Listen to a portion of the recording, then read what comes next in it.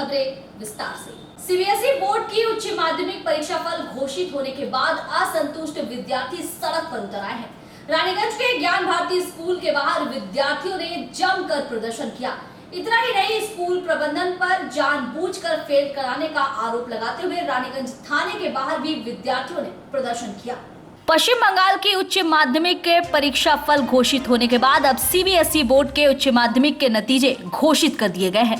Result निकलने के बाद जगह जगह विद्यार्थियों का प्रदर्शन जारी है। विद्यार्थियों का कहना है कि जो परीक्षा फल उन्हें दिया गया है उससे वो संतुष्ट नहीं है।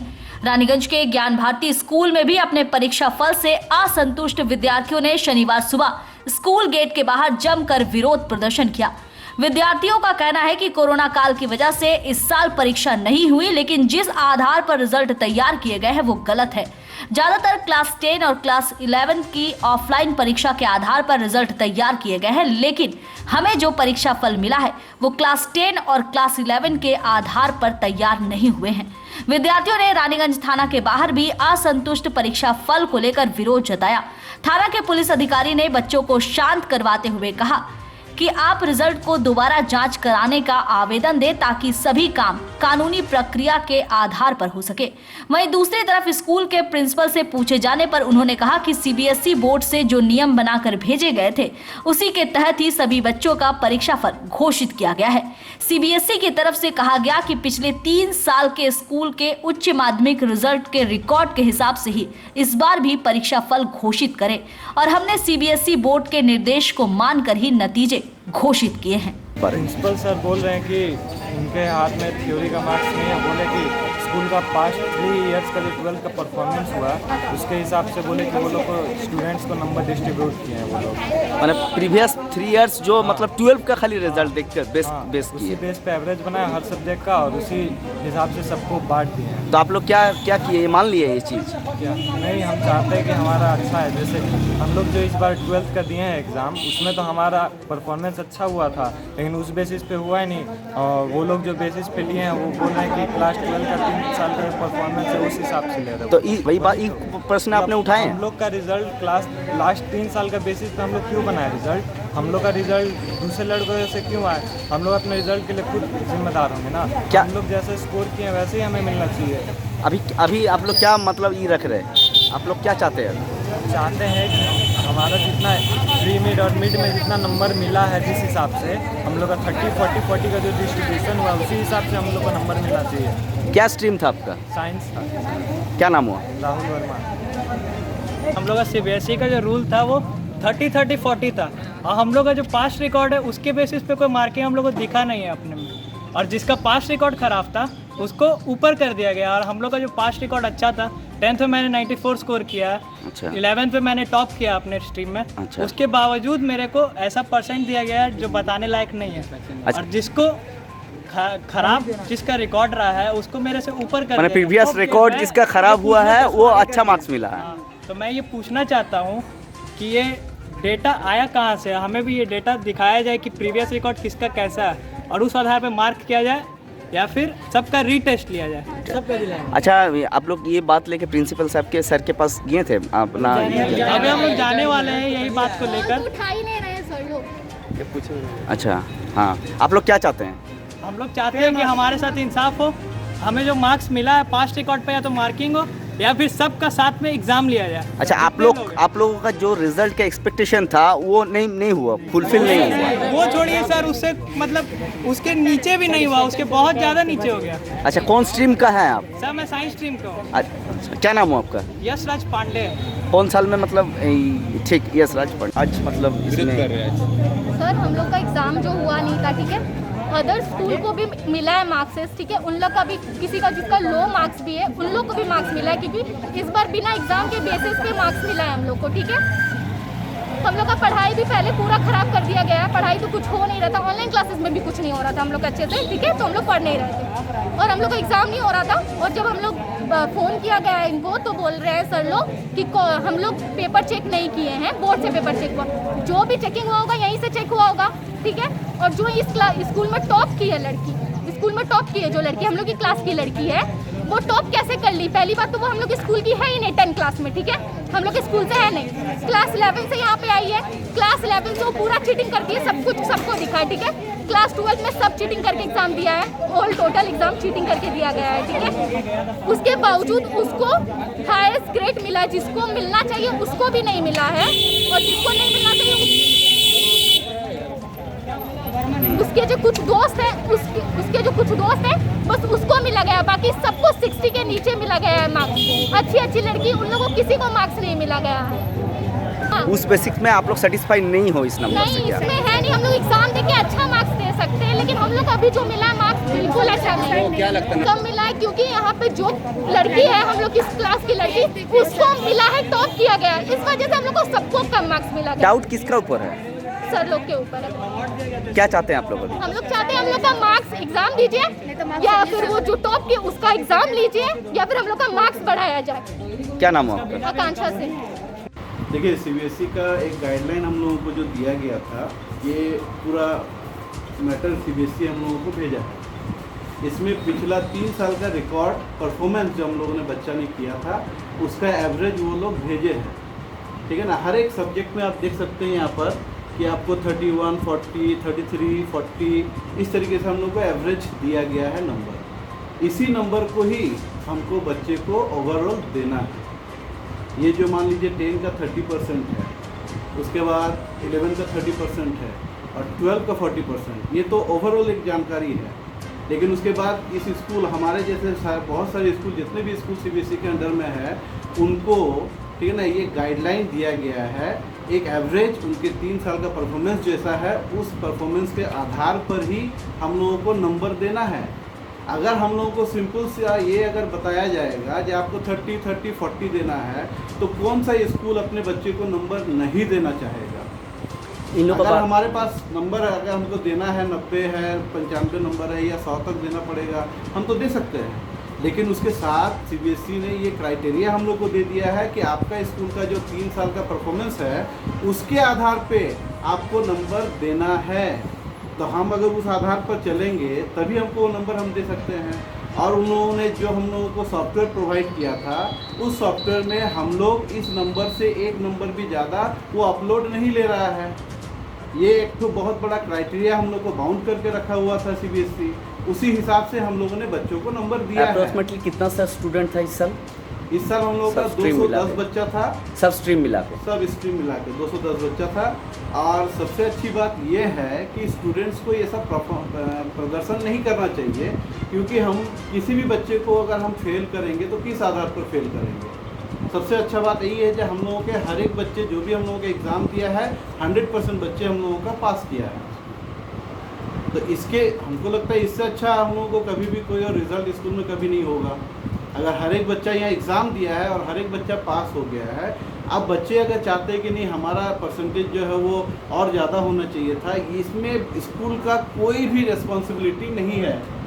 ये स्कूल का रिस्पॉन्सिबिलिटी में नहीं आता है। अगर ये सवाल बच्चों को या उनके माता पिता को पूछना है तो वो सीबीएसई से पूछे। आपका नाम, डेजिग्नेशन सर? मेरा नाम अमित साव, प्रिंसिपल ज्ञान भारती स्कूल।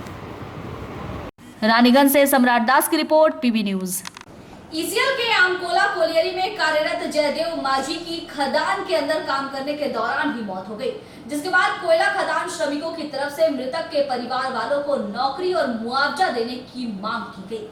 केवल 3 महीने बाद ही ईसीएल श्रमिक घंटामैन जयदेव माझी सेवानिवृत्त होने वाले थे, पर उनकी मौत अंडरग्राउंड खदान में बीती रात को ही हो गई। शनिवार की सुबह ईसीएल के सदग्राम एरिया अंतर्गत आमकोला कोलियरी की 7 नंबर पीट पर नाइट शिफ्ट में काम करने के दौरान 59 वर्षीय जयदेव माझी की खदान में डोली उतरने वाले स्थान के गड्ढे में गिरने से मौत हो गई। पहले तो श्रमिकों ने सुबह जयदेव की तलाश शुरू की। सुबह करीबन 5 बजे श्रमिकों ने जयदेव माझी को गड्ढे में पड़ा हुआ देखा। मामले की सूचना उच्च अधिकारियों को दी गई। उस व्यक्ति की मौत की खबर चारों तरफ फैल गई। इस घटना की खबर मिलते ही खदान परिसर में हड़कंप मच गया। घटना के बाद शनिवार की सुबह कोल माइंस यूनियन के सदस्यों ने खदान के सामने धरना दिया और मांग की कि मजदूर के आश्रितों को नौकरी दी जाए और उचित मुआवजा दिया जाए। मृतक के मुआवजे की मांग को लेकर तृणमूल ट्रेड यूनियन के सदस्यों ने एजेंट का घेराव किया। रानीगंज पंचायत समिति के सभापति विनोद नोनिया मौके पर पहुंचे। उन्होंने कहा कि खान में श्रमिकों के सुरक्षा के लिए कोई उपाय नहीं किए गए हैं। शनिवार की घटना ऐसे ही लापरवाही का एक नतीजा है। स्थानीय बीएम से संबंध खान श्रमिक कांग्रेस के सचिव इंद्रदेव मोदी ने कहा कि ईसीएल प्रबंधन अंडरग्राउंड में लिफ्ट उतरने वाले जगह पर महीनों से लिफ्ट स्प्रिंग लगाने के लिए गड्ढा को यूं ही छोड़ दिया था। घंटा मैन जयदेव माझी बीती रात नाइट शिफ्ट में ड्यूटी कर रहा था। घंटा घर वाले उक्त गड्ढे वाले स्थान से मात्र 10 से 12 फीट दूर है, जिसमें ना जाने कैसे वो गिर गया। प्रबंधन की लापरवाही के कारण जयदेव माझी की जान चली गई। हालांकि अधिकारियों ने आरोपों पर टिप्पणी करने से इनकार कर दिया है। खदान दुर्घटना के मद्देनजर ईसीएल अधिकारियों से श्रमिक संगठन से लंबी चर्चा के बाद मृतक के पुत्र को काम पर रखे जाने और ईसीएल के नियम के मुताबिक मुआवजे का आश्वासन और दाह संस्कार की राशि प्रदान की गई। हालांकि इस मौत का कारण अभी भी अंधेरे में है। अब ये देखना बाकी है कि क्या ईसीएल प्रबंधन पूरी घटना की जांच के लिए कमेटी बनाता है या नहीं। মানে কোন জায়গাটা কি হয়েছিল জিনিসটা, মানে কি খনি কর্মী নামটা, নামটা খনি কর্মী মানে এখানে কি পদে ছিলেন উনি? আপনার নামটা? एजेंट एखानकार ना ड्यूटी में आदमी वर्कर गया था और वहाँ नीचे जो घटना घटा है कि नहीं, उसके बारे में तो एजेंट मैनेजर बताया कि वहाँ क्या हुआ नहीं हुआ। हम लोग को मालूम हुआ यही कि आदमी को एक एक्सीडेंट हुआ है और वो डेथ कर गया। तो देखिए मैनेजमेंट का लापरवाही है कि नहीं, वो तो बाद में इंक्वायरी का चीज़ है। अभी हम लोग उसके के लिए नहीं आए हैं। हम लोग का मजदूर का एक्सीडेंट हो गया है, यही जानते हैं कि एक्सीडेंट हुआ है। अब अभी हमारा वही डिमांड है खाली कि जो उसका हक है कानून में वो हमको मिलना चाहिए, उसको मिलना चाहिए, इसके सिवा और कोई दरकार नहीं। क्या नाम है? और जयदेव माझी, जयदेव माझी चालोरपुर गाँव में यहाँ ड्यूटी करता था। अभी एजेंट से भी बात हुआ, वो भी बोले कि हम लोग बैठ रहे हैं, यूनियन उनके साथ बैठ रहा और उसका जो नियम के अनुसार है, कोल इंडिया का नियम है, ईसीएल का जो नियम है, उस नियम के अनुसार जो उसको होगा सब बेनिफिट मिलेगा। जब तक बेनिफिट नहीं मिलेगा तब तक हम लोग बॉडी को नहीं उठने देंगे। और हमारा जो चल रहा है धरना टाइप का है कि नहीं, वो चलेगा। अगर वो एग्रीमेंट कर लेते हैं हम लोग के साथ में नियम के अनुसार, हम लोग अपना बॉडी उठाएंगे, जो आगे का कारोबार होगा वो करेंगे। आपका परिचय दीजिएगा। तारकेश्वर सिंह, सातगरा मेरिया सेक्रेटरी के केस। रानीगंज से सम्राट दास की रिपोर्ट, पीबी न्यूज। खास काजोड़ा कोलियरी 10 नंबर पीट इलाका में शुक्रवार रात धसान होने से आसपास खलबली मच गई। सूचना पाकर मौके पर खास काजोड़ा कोलियरी एजेंट और अधिकारी पहुंचे। उन लोगों ने आश्वासन दिया कि जल्द ही धसान भरने का काम शुरू कर दिया जाएगा। काजोड़ा एरिया के खास काजोड़ा कोलियरी 10 नंबर पीट इलाका में शुक्रवार की रात भूधसान होने से लोगों में दहशत का माहौल देखा जा रहा है।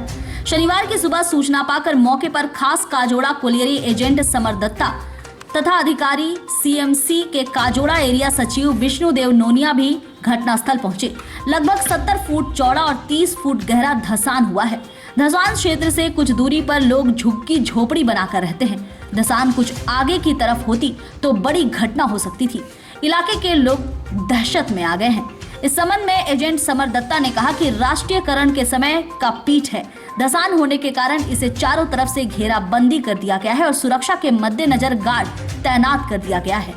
उन्होंने कहा कि इसे जल्द ही भर दिया जाएगा। मौके पर एचएमएस के काजोड़ा एरिया सचिव विष्णुदेव नोनिया ने कहा कि ये बहुत बड़ा पीठ है। यहाँ आजादी के पहले कोयला निकाला गया था। उन्होंने कहा कि संभवतः बालू भराई ठीक से नहीं होने के कारण यहाँ हमेशा ही धसान होती रहती है। पूरा इलाका सबसाइट क्षेत्र है। कुछ लोग यहाँ अवैध रूप से घर बनाकर रहते हैं। मना करने के बाद भी लोग कहते हैं कि हम लोग गरीब हैं, कहाँ जाएंगे। वे लोग घर बनाकर रह रहे हैं, मजबूरी में घर बना है। उन्होंने कहा कि वर्षा बंद होने के बाद ईसीएल इसे भरने का काम शुरू करेगी। दूसरी ओर स्थानीय लोगों में डर है कि बारिश नहीं रुकी तो धसान फिर से हो सकती है। हम लोग फिलिंग करने की व्यवस्था कर रहे हैं। कैसे हुआ? नेशनलाइजेशन के पहले हम लोग को केबिंग हुआ था तीनों सिम का, उसी को होटल हुआ। अभी क्या कर रहे हैं आप लोग? अभी हम लोग उसको भरने की व्यवस्था कर रहे हैं, फिलिंग करने का। कितना डेंजर इसीलिए तो फेंसिंग वेंसिंग कर दिया गया, गार्ड भी चारों तरफ लगा दिया है, ऐसे नहीं गिर जाए। ये तो सबसे गिर लगा है ना, तो इसके लिए आप लोग कोई व्यवस्था की है कि यहाँ कोई नहीं जाएगी? हाँ तो यहाँ तो फेंसिंग पूरा लगा हुआ था, फेंसिंग तो अभी तोड़ दिया है। और इसका आगे भी हम लोग नोटिस सब लगा हुआ था, वो भी उठा के लेके चला गया, फिर हम लोग नया से लगा दिया। देखिए कल से हुआ है, ठीक है, और ये ओल्ड वर्किंग है, बहुत मैंने लेजिस्लेशन के टाइम का वर्किंग आज का नहीं है। और ये गोटा इलाका ही है, ये सब जितना भी ये सरसों डंगा भी बसा हुआ है, यहाँ भी ओल्ड वर्किंग है, जिसका कोई नक्शा नहीं है, कोई ये नहीं है। अगर एक क्वार्टर हुआ था मैनेजमेंट जो है प्रयास करता है, धन्यवाद के पात्र, यहाँ बराबर सबसाइड हो रहा है। हर साल आप देखेंगे एक में एक सबसाइड होता है यहाँ, तो हम लोग भी सब लगे रहते हैं कि इसको जैसे भी हो सुरक्षा किया जाए। ये भी देख लीजिए, आपको देख रहे हैं कि जो घर द्वार बन रहा है सब, और गरीब आदमी यहाँ के बना लेता है, कुछ करने में बनता है 50 फुट के अंदर में घर देख रहे हैं। हाँ, तो ये जो है गरीब आदमी है बना लेता है आके घर। अब क्या करें, हम लोग भी पॉलिटिकल लीडर हैं, अब बोलते हैं गरीब आदमी कहाँ जाएगा, बोलता बाबू हमको बस के लिए। हम लोग बोलते हैं कि देखो ये सब जगह मत बनाओ, सब साइड जगह है, कल के दिन में भस जाएगा, फिर हम ही लोग गाना पड़ेगा, इसको सेव करो ना करो। लेकिन गरीब लोग भी मानता नहीं। कितना आतंक में है आप लोग? हैं? कितना आतंक में है आप लोग? आतंक में हम लोग है कि ये ज़्यादा उधर ना बढ़े, जो 50-100 फुट में घर देख रहे हैं बना हुआ उधर ना बढ़े, और चेष्टा जारी है। थोड़ा पानी यदि खत्म हो जाता है, बरसात दिन से जाता है, इसमें जो है तुरंत जो है फिलिंग का काम शुरू हो जाएगा। कैसे हुआ ये? कोई तो बोले ना ओल्ड वर्किंग है, बहुत ओल्ड वर्किंग, मैंने आज का नहीं है, मैंने राष्ट्रीयकरण के पहले का वर्किंग है।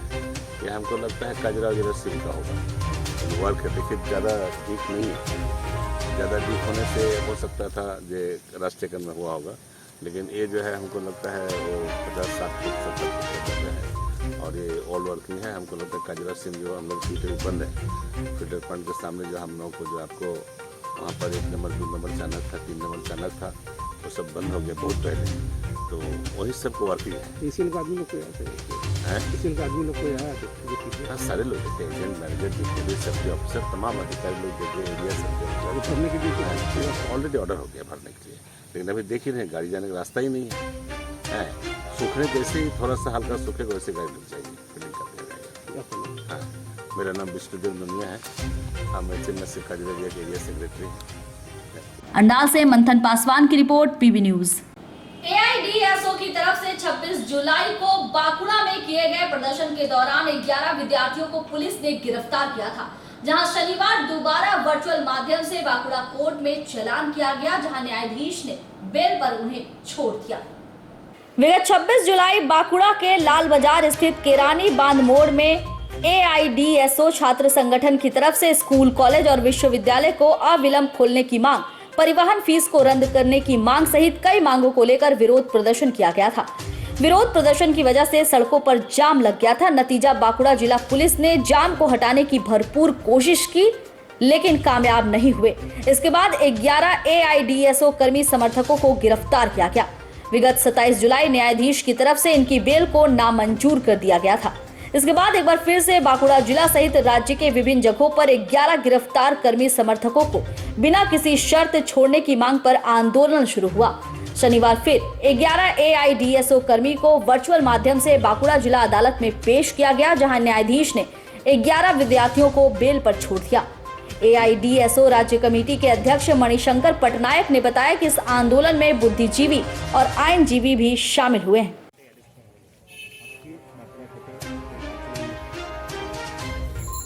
দেখুন, যে দাবি নিয়ে আন্দোলন চলছিল গোটা রাজ্যে, সেটা আপনারা জানেন যে মূলত স্কুলগুলোকে এই সময় খুলে দেওয়া স্বাস্থ্যবিধি মেনে এবং মুকুবের দাবিতে আন্দোলন চলছিল, গোটা বাংলা জুড়ে চলছে।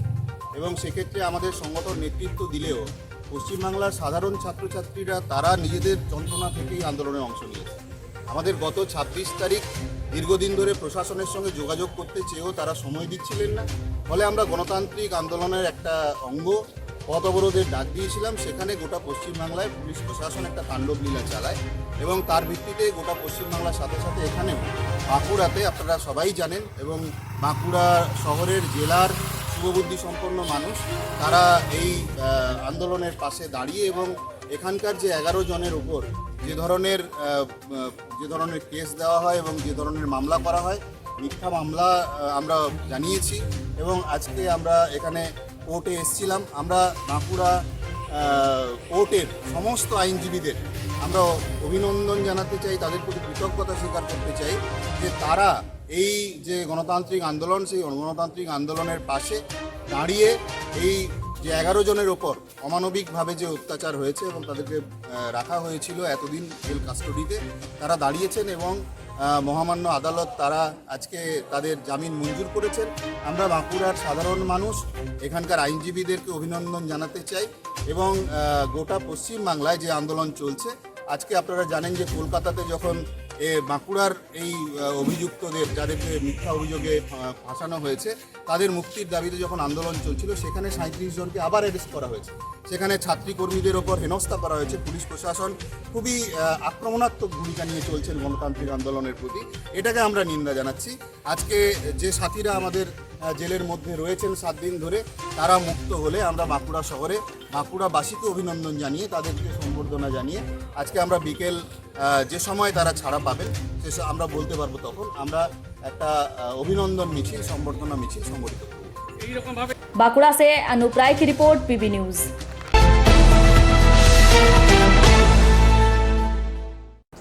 दुर्गापुर के जूम इंटरनेशनल स्कूल के बाहर विद्यार्थियों ने परीक्षा फल के विरोध में जमकर प्रदर्शन किया। इस दौरान अभिभावक भी शामिल रहे। अभिभावकों का आरोप है कि स्कूल की तरफ से बोर्ड को विद्यार्थियों के प्रोग्रेस रिपोर्ट की गलत जानकारी दी गई है। सीबीएसई 12वीं के परीक्षा परिणाम को लेकर असंतोष के कारण दुर्गापुर के एक इंग्लिश मीडियम स्कूल में काफी तनाव फैल गया है। अभिभावकों और छात्रों ने शनिवार सुबह दुर्गापुर इस्पात नगरी के एक निजी इंग्लिश मीडियम स्कूल में प्रबंधन का घेराव कर विरोध प्रदर्शन किया। आरोप लगाया गया कि परीक्षार्थियों को अपेक्षित अंक नहीं मिले हैं। उनकी शिकायत है कि जहां सभी स्कूलों ने बोर्ड को सही नंबर भेजा है, वहीं zoom international private English medium school ने औसत संख्या बोर्ड को भेज दिया है। इस वजह से छात्रों को ठीक परिणाम नहीं मिले हैं। अभिभावकों का कहना है कि स्कूल प्रशासन की ओर से की गई इस लापरवाही के कारण इस नंबर पर कहीं भी दाखिला संभव नहीं है और उनके बच्चे भविष्य में नौकरी के अवसरों से वंचित भी रह सकते हैं। अभिभावकों की मांग है कि प्रशासनिक मध्यस्थता के माध्यम से स्कूल प्रबंधन नंबर को फिर से ठीक ठाक कर तुरंत बोर्ड को भेजे। इधर स्कूल प्रबंधन द्वारा अभिभावकों और छात्रों की मांग को मानने से इनकार करने पर स्थिति और भी गंभीर हो गई है। अभिभावक ने एकजुट होकर स्कूल के प्रिंसिपल और बाकी शिक्षकों को एक कमरे में बंद कर घेराव किया और हंगामा शुरू किया। घटना के बाद स्कूल परिसर में व्यापक तनाव फैल गया, जिसके बाद पुलिस मौके पर पहुंची, लेकिन अभिभावकों और छात्रों ने पुलिस को भी घेर कर विरोध जताना शुरू किया।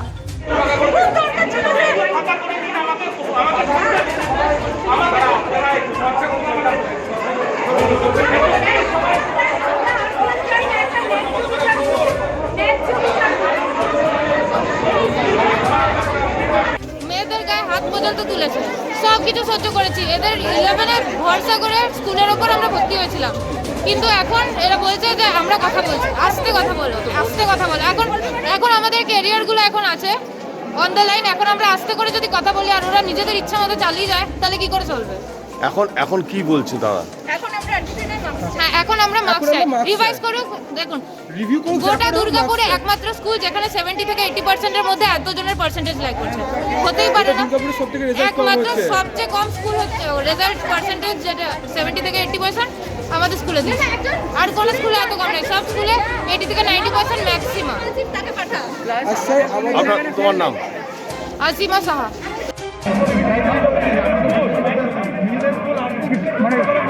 দেখুন, বিষয়টা হচ্ছে আজকে সকালবেলা যখন আমাদের কাছে কল আসে, কলে আমরা জানতে পারি কি ছাত্রছাত্রীরা অভিযোগ করেছে সুপ্রিম কোর্টে যা অর্ডার ছিল ক্লাস 12 থেকে 40%, 10 থেকে 30%, 11 থেকে 30% নিয়ে তাদের একটা মার্কস দেওয়া হবে, কিন্তু এখানে ছাত্রছাত্রীরা অভিযোগ তুলছে স্কুলের বিরুদ্ধে কি সেই মার্কসের ক্যালকুলেশনটা পুরোপুরি ভুল করে তাদের পার্সেন্টেজ একদমই নিচু তলায় নামিয়ে দেওয়া হয়েছে। এবার যে জিনিসটা হচ্ছে যেভাবে ছাত্রছাত্রীদের ভবিষ্যৎ নিয়ে খেলা, দেখুন সবই হলো, রাজনীতি হলো, মিছিল হলো, ইলেকশন হলো, খেলা হলো, মেলা হলো, কিন্তু পরীক্ষা হলো না। এখন সিবিএসসি বলছে যারা স্যাটিসফাইড নেই তারা আরেকবার পরীক্ষা দিক। তাহলে আমাদের কথা হচ্ছে যদি পরীক্ষা নিতেই হতো তাহলে আগেই পরীক্ষা কেন নেওয়া হলো না? দ্বিতীয় কথা হচ্ছে এখানে যেভাবে ছাত্রছাত্রীদের মার্কস নিয়ে খেলাধুলা, এবার এই ছাত্রছাত্রীরা ছাত্রছাত্রীরা যে প্যান্ডেমিক ব্যাচ হিসাবে পরিণত হলো, এই ছাত্রছাত্রীরা কোন কলেজে অ্যাডমিশন নেবে, তার দায়িত্ব কে নেবে? এবার স্কুলকে আমরা বারংবার বলছি কি যদি ক্যালকুলেশনে কোনো ভুল থাকে, আমরা একবারও বলছি না কি যে ফেল করেছে তাকে পাস করে দেওয়া হোক, যে পাস করেছে তাকে ফেল করে দেওয়া হোক। আমাদের কথা হচ্ছে যদি কোনো রকম ক্যালকুলেশনে ভুল থাকে, ছাত্রছাত্রীর জীবন নিয়ে যেন কোনো খেলা না হয়, ছাত্রছাত্রীদের মার্কস যেন সঠিকভাবে, এখনো 1 সপ্তাহ সময় আছে সিবিএসসি কারিকুলাম অনুসার তাদের মার্কস পাঠানো হোক। কিন্তু স্কুল কর্তৃপক্ষ নিজের জায়গায় অনড়। আমরা এসএফআই দিকে এসেছি, আমরা কথা বলার চেষ্টা করছি, আমরা দেখছি, আমরা এসডিও সাহেবকেও জানানোর একটা বিষয়, একটা প্রসেসে যাচ্ছি। আমরা এসডিও সাহেবকেও জানাবো এখানে মেডিয়েশন করতে হবে গভর্নমেন্ট। ছাত্রছাত্রীরা যাবে কোথায়, কোথায় অ্যাডমিশন নেবে? সব করার পর পরীক্ষা না নিয়ে যে প্যান্ডেমিক ব্যাচ, একই এদের মাথায় ট্যাগ লেগে গেছে প্যান্ডেমিক ব্যাচ। সেইটাই হচ্ছে এদের ছাত্রছাত্রীদের দাবি। এসএফআই তাদের পাশে দাঁড়িয়েছে, শুধু এই কথায় দাঁড়িয়েছে কি হ্যাঁ যদি কোনো ভুল থাকে ক্যালকুলেশনে, সেই ক্যালকুলেশনটা ঠিক করে ছাত্রছাত্রীদের মার্কসটা সঠিক দেওয়া। रोहन सर। दुर्गापुर से निमाई दास की रिपोर्ट, पीबी न्यूज।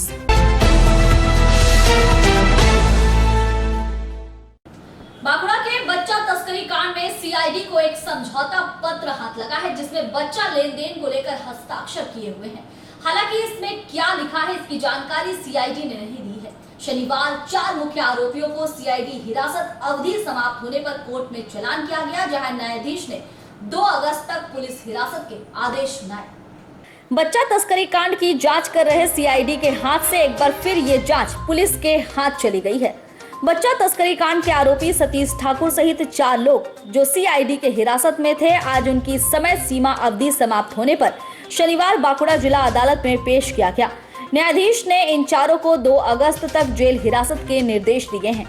बच्चा तस्करी कांड में बांकुड़ा के जवाहर नवोदय विद्यालय के प्रिंसिपल कमल कुमार राजौरिया सहित 3 मुख्य आरोपियों को सीआईडी अपने हिरासत में लेने के बाद एक और तथ्य सामने आए हैं, जिसमें इस बात का खुलासा हुआ है कि बच्चे के लेन देन को लेकर एक समझौता पत्र में हस्ताक्षर भी हुआ है। समझौता पत्र को लेकर जानकारी मिली कि सतीश ठाकुर के पास समझौता पत्र को रखा गया है, जिसके बाद सीआईडी ने सतीश ठाकुर के घर छापेमारी की और यहां से समझौता पत्र को बरामद किया। हालांकि इस पत्र में क्या लिखा है सीआईडी ने अभी तक इसका खुलासा नहीं किया है, लेकिन ये समझौता कोर्ट के स्टैंप पेपर में लिखा हुआ है। वकील का कहना है कि 5 बच्चों की मां रिया बादेकर अपने बच्चों का ठीक तरह से पालन पोषण नहीं कर पा रही थी, इसलिए अपने एक बच्चे को रिया ने जवाहर नवोदय विद्यालय की निसंतान शिक्षिका सुषमा शर्मा और उसके पति सतीश ठाकुर के पास रखी थी। हालांकि यहाँ किसी तरह की आर्थिक लेन देन नहीं हुई है। इस कांड में 5 बच्चों की मां रिया बादेकर पर भी सवालिया निशान खड़े हो रहे हैं, जिसके तहत अब उन बच्चों के साथ रिया बादेकर का डीएनए टेस्ट करवाने की मांग सरकारी वकील ने रखी है, ताकि ये पता चल सके कि आखिर वो उन 5 बच्चों की मां है भी या नहीं। দেখুন প্রমাণ পুলিশ এখনো পর্যন্ত কিছুই করতে পারেনি, শুধু একটা স্ট্যাম্প পেপার খালি জোগাড় করে দিয়েছে। তো জানি না এর মধ্যে কোনো সত্যতা নেই। তার কারণ হচ্ছে আমরা চাইছি, পুলিশ প্রথমে প্রেয়ার করেছিল রিয়া বাধ্য করার ডিএনএ টেস্ট, 5টা বাচ্চাই রিয়া বাধ্য করার কিনা। পরবর্তীকালে সেই পিটিশনটাকে উইথড্র করলো কোর্টের কাছ থেকে। আমরা চাইছি, এখনও পর্যন্ত বলছি ডিএনএ টেস্ট হোক, 5টা বাচ্চাই যে রিয়া বাধ্য করার আমরা প্রমাণ করতে চাইছি কোর্টের কাছে। বাচ্চাগুলো রিয়া বাধ্য করার নয় বলে যে প্রমাণ করছে, আর আমরা বলছি রিয়া বাধ্য করার বাচ্চা। সমস্ত কাগজ পুলিশ নিজের হেফাজতে রেখে দিয়েছে। আমরা চাইছি সেই হেফাজত থেকে পুলিশ কাগজগুলো কোর্টের কাছে সাবমিট করুক। আমরা চাইছি তো ডিএনএ টেস্ট হোক, ডিএনএ টেস্ট হলে সত্যিটা বেরিয়ে আসে। নতুন পুলিশ কিছুই করতে পারেনি, শুধু ওই গল্প করছে, আষাঢ়া গল্প, এইটুকুই। আবার পুলিশ ওদেরকে রিমান্ডে নিয়ে গেছিল, এটা আবার 14 দিনের জেল কাস্টডি আছে। আপনার নাম? রথিন দে। আপনি কোন ইয়ের? আমি রিয়া বাধ্য করে। কি রায় ঘোষণা হলো আজকে? আমরা জামিনের তথা রিমান্ড থেকে ফিরে আসার জন্য সতীশ শর্মা, যিনি আপনার ব্যাংকের কর্মচারী, এক্স মিলিটারি ম্যান, এবং তার স্ত্রী সুষমা শর্মা এবং রিয়া বাদ্যকর, সুনীতা বাদ্যকর এবং আর কয়েকজন আসামি ছিলেন, তাদেরকে আমার যদিও নয় সেজন্য বলছি না, তাদেরকে এখানে ফেরত পাঠানো হয়েছে রিমান্ড থেকে। রিমান্ড থেকে ফেরত আসার পর দেখা গেল যে সুষমা শর্মা এবং সতীশ শর্মার বাড়ি থেকে একটি বার্থ সার্টিফিকেট পাওয়া গেছে, যে ছেলেটিকে যিনি দত্তক নেওয়ার জন্য কথা হয়ে উঠছে এই কেসের মাধ্যমে, তিনি তার বার্থ সার্টিফিকেটটা ওখানে রেখে এসেছিলেন। এবং একটি এগ্রিমেন্ট পেপার পাওয়া গেছে সতীশ ঠাকুরের। এবং একটি এগ্রিমেন্ট পেপারও পাওয়া গেছে, যে এগ্রিমেন্ট পেপারের মধ্যে দেখা যাচ্ছে যে রিয়া বাদ্যকর ওর বাড়িতে এই বাচ্চাটাকে রেখে এসছেন টেম্পোরারি, ওখানে যাতে খেতে টেতে পায় সেই জন্যে। সাবসিকুয়েন্টলি কোর্ট আমাকে জিজ্ঞেস করলেন যে কেন ওনাকে রেখেছিলেন, একটা লিগাল প্রসেস আছে, সেই প্রসেসের মধ্যে তো গেলে তো বাচ্চা দত্তক পাওয়া যায়, কারোর বাড়ি থেকে তো পাওয়া যায় না অফকোর্স। কিন্তু গরিব মানুষরা ওদের বাড়িতে খেতে পাচ্ছে না।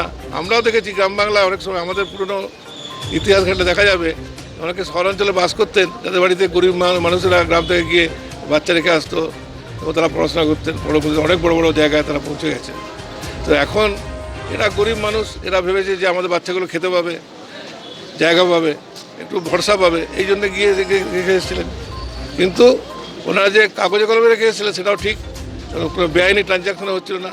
এই যে এখানে যতগুলো ব্রথেলসের সেকশন দেওয়া হয়েছে এগুলো ঠিক নয়, এগুলো কোনো জায়গায় কোনো ইলিগাল ট্রাফিকিং হচ্ছিল না, কাউকে কিনতে বা বেচতে কেউ দেখেনি, অথচ একটা সেকশনগুলো পুট করে দিয়েছে কতগুলো ইলিগাল ট্রাফিকিং, এগুলো ঠিক করা হয়। কোর্ট বললেন যে ঠিক আছে, আপাতত এই জায়গাটা বুঝে আমি 2 তারিখে সবাইকে প্রডিউস করার জন্য আমি রায় দিলাম। জেসি হলো? হ্যাঁ, জেসি মানে আপনার 2 তারিখ পর্যন্ত। হ্যাঁ, 2 তারিখ। সিআইডি যে কাগজটি উদ্ধার করেছে সেটা সতীশ ঠাকুরের বাড়ি থেকে? হ্যাঁ, বাড়ি থেকে। আর সিআইডি আর নতুন কিছু পেয়েছে? না, নতুন কিছু পাইনি, এখনো পর্যন্ত কিছু নতুন পাইনি। बांकुड़ा से अनूप राय की रिपोर्ट, पीबी न्यूज।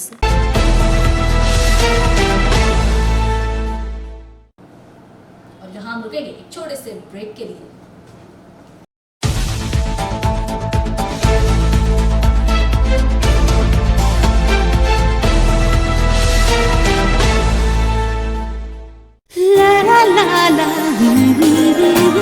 রান্নাঘরে রামি রানী আসল গুঁড়ো মশলাটা জানি, স্বাদে সুস্বাদু অল্প একটুতেই রান্নায় জাদু, সুগন্ধ সুরুচির বাহারে মনপসন্দ মনপসন্দ মনপসন্দ আহারে মনপসন্দ গোটা ও গুঁড়ো মশলা ঠিক মনে হয়। অ্যাগ্রো ফ্রেশ স্বাদের পাশাপাশি আপনার স্বাস্থ্যের পুষ্টিগুণে সমৃদ্ধ। অ্যাগ্রো ফ্রেশ আটা, ময়দা, সুজি, बेसन, छातू और डालिया। Agro fresh pure fresh and natural.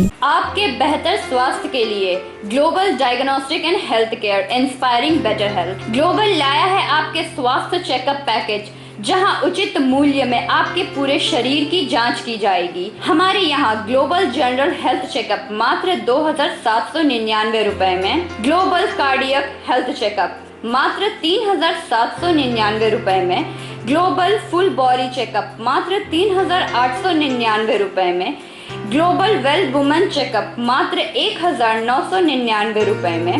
We provide super speciality clinic, CT scan, 16 slice, digital x-ray, colour doppler echo, USG, mammography, ECG, TMT, holter monitoring, ECG, NCV, pathologic microbiology, histopathology, PFT, uroflowmetry, health checkup packages, pharmacy. Our address: Global Diagnostics and Healthcare, inspiring better health. 101 by NSB Road, Post Siarsol, Raniganj, 713358, District Bardhaman. Phone number 0341244580, 244581, 244582. Our email address: globalhealthrng@gmail.com. Our website: www.globaldiagnostics.net.in. यहाँ स्थित दवा दुकान में सभी दवाइयों पर 10% की विशेष छूट। परेशान है अपनी रोजमर्रा की बिजी शेड्यूल से? सोच रहे हैं कि कहां से खरीदें अपनी घरेलू चीजें, स्टेशनरी, कपड़े, मेकअप का सामान जैसी इत्यादि चीजें? परेशान मत होइए, इजी बाजार लाया है एक ही छत के नीचे सभी चीजें। तो सोचना क्या है, यहाँ पर सभी चीजों पर उचित मूल्य उपलब्ध है एवं सभी चीजों का भरपूर स्टॉक, जिसे आप आसानी से खरीद सकते हैं। इतना ही नहीं, इजी बाजार में होम डिलीवरी की भी सुविधा उपलब्ध है। तो फिर देर किस बात की? हमारा पता है NSB road, opposite Anjana cinema hall. हमारा फ़ोन नंबर है 9775766400।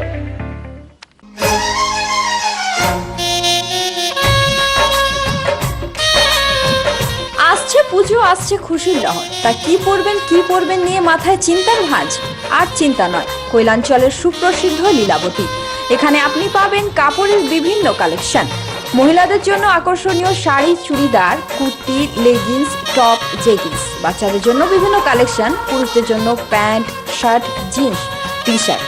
তো আজই আসুন লীলাবতী, এনএসবি রোড, রানীগঞ্জ।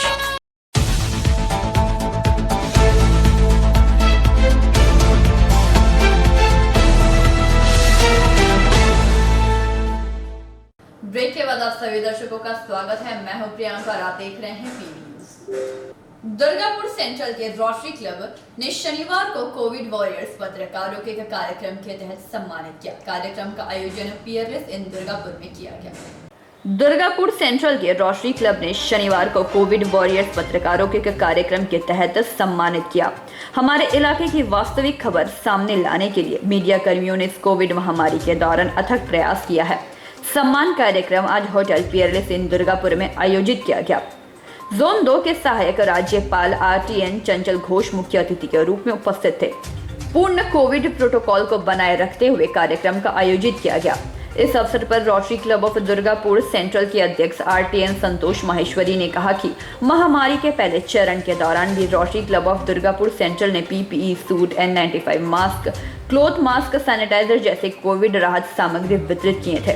दुर्गापुर और उसके आसपास के विभिन्न अस्पतालों और संगठनों को 25 लाख रुपए से अधिक के प्लस ऑक्सीमीटर आदि और हाल ही में RCDC ने NITDA NTA के सहयोग से उपमंडल अस्पताल को 5 वॉलंटियर्स सौंपे हैं। RCDC रोटरी फाउंडेशन के ग्लोबल ग्रांट्स के तहत विभिन्न परियोजनाएं भी कर रही हैं और अब तक 1.5 करोड़ रुपए से अधिक के कुल खर्च के साथ सामुदायिक शौचालयों के निर्माण और विभिन्न सरकारी स्कूलों के नवीनीकरण जैसे परियोजनाओं को पहले ही पूरा कर चुकी है।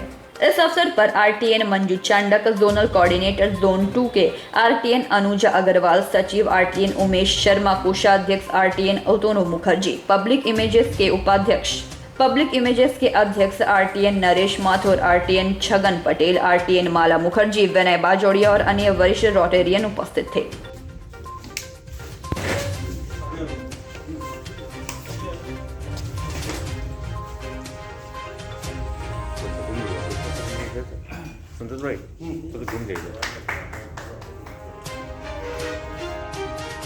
दुर्गापुर से निमय दास की रिपोर्ट, PV न्यूज।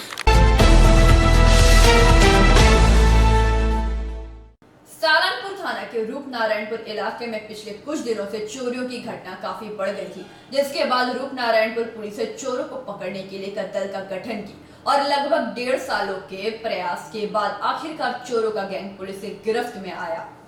सलानपुर थाना के रूपनारायणपुर इलाके में पिछले कुछ दिनों से चोरी की घटनाएं काफी बढ़ गई है। चोरी पर लगाम लगाने के लिए रूपनारायणपुर पुलिस लगातार कोशिश कर रही थी, जिसमें सफलता हाथ लगी है। रूपनारायणपुर के बंद घर में चोर चोरी की घटना को अंजाम दे रहे थे। बंद घर से चोर गहना और पैसों की चोरी करते थे। इसके साथ ही महिलाओं के गले से सोने की हार की छिनताई की घटना भी सामने आई थी। इसके बाद रूपनारायणपुर पुलिस चोरों को पकड़ने के लिए एक दल का गठन की। लगभग 1.5 सालों से इन चोरों को पकड़ने की पुलिस कोशिश कर रही थी और आखिरकार चोरों के गैंग का पता चल ही गया। पुलिस सूत्रों के अनुसार चोरों के गैंग में शामिल चंदन रुद्र और SK राजकुमार को पुलिस ने धर दबोचा। ये दोनों सलानपुर थाना के जेमारी ग्राम पंचायत के रहने वाले बताए जा रहे हैं। इनके पास से कई मूल्यवान सामान बरामद किए गए हैं। दोनों चोरों के पास से LCD टीवी, एक गिटार, 2 होम थिएटर, एक CCTV DVR, 2 लैपटॉप, एक IT एंड्रॉइड मोबाइल, एक टुल्लू पंप, एक स्प्रे मशीन, 2 सोने की बाली, 2 सोने के गले के चैन, एक नथ, एक अंगूठी और कई बर्तन बरामद किए गए हैं। 25 जुलाई दोनों चोरों को आसनसोल अदालत में चालान कर 5 दिन पुलिस हिरासत में लिया गया था। अपराधियों से पूछताछ में इन सामानों को बरामद किया गया है। उन लोगों ने स्वीकार किया है कि बंद घर में चोरी के दौरान ही उन लोगों ने इन सामानों को चुराया है। इसके साथ ही ये भी पता चला कि चोरी किए हुए सामानों को जेमारी और आसपास के इलाकों में ये लोग काफी कम दाम में बिक्री कर देते थे। इन दोनों को IPC की धारा 380 के तहत कोर्ट में चालान किया गया था। पुलिस इन लोगों से ये भी पूछताछ कर रही है कि आखिर इनके गिरोह में और कौन कौन से लोग शामिल हैं। पुलिस हिरासत की अवधि समाप्त होने के बाद शनिवार एक बार फिर से इन लोगों को कोर्ट में चालान किया गया था, जहां एक बार फिर रूपनारायणपुर फाड़ी पुलिस इन लोगों को अपने हिरासत में लेने का आवेदन करेगी।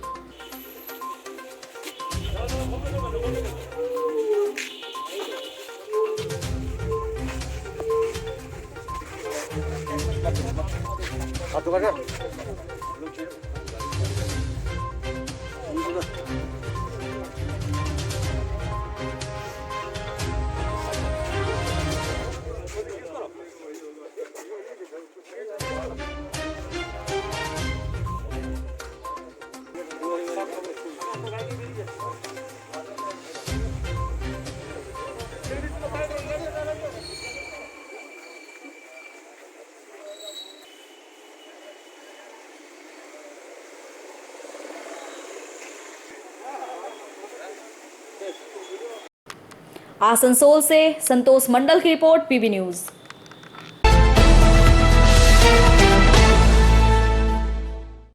आज की खबरों में बस इतना ही। देखते रहिए पीबी न्यूज। नमस्कार।